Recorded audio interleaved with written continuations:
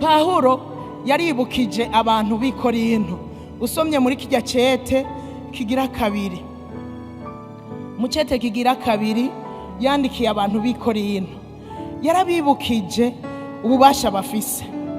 Pawulo arababwira muri iki gice cya 10 umurongo wa 3, arababwira ngo naho turi mu mubiri nitugwana mu buryo bw'umubiri.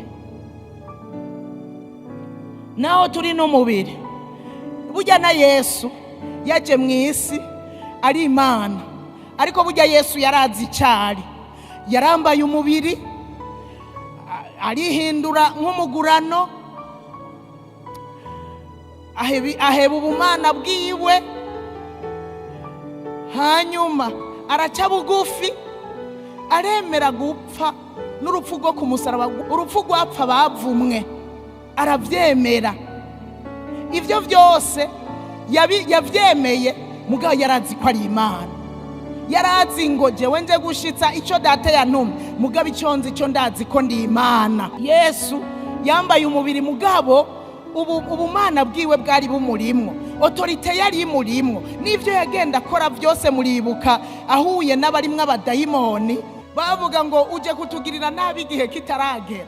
Ubwo bubasha barabumubonamwo, bakavuga ngo tureke, bakavuga ngo Yesu umunyanazareti, bakamumenya. Burya n'abadayimoni bari bazi autorite murimwo, yari mu isi yambaye umubiri, ariko n'abadayimoni barabona ubushobozi bumurimwo, bakabona ko ari umuntu adasanzwe, bakabona ko afise ububasha bwo kubarandura akabarangiza, bagaca bakoma induru basi tureke. Hahandi bavuze ngo turungike mu ngurube. Yesu rero yambaye umubiri, ariko yarazi ko ari Imana. Natwe rero naho turi n'umubiri, erega abasha ntitugwana mu buryo bw'umubiri, tugwana mu buryo bw'imwemu, tugwana tuzi ico turi. Naho turiko turagenda muri ino si twambaye umubiri, tugwana mu buryo ibigwanishwa vyacu nivyo mu buryo bw'imwemu. Nimuze rero duhagarare tubifate, tugwane. Yesu ashimwe. Ibigwanishwa dufise nivyo mu buryo bw'imwemu, tugwane duhagarare muri autorite. Nubwo dusa n'abari mu mubiri, tumenye ko turi n'ab'imwemu. Hanyuma duce dufata ibigwanishwa vy'imwemu tubigwanishe, kandi nagira ndakubwire ngo umuntu abihagazemwo aranesha nta kabuza. Hanyuma akazana impinduka nyene muri we.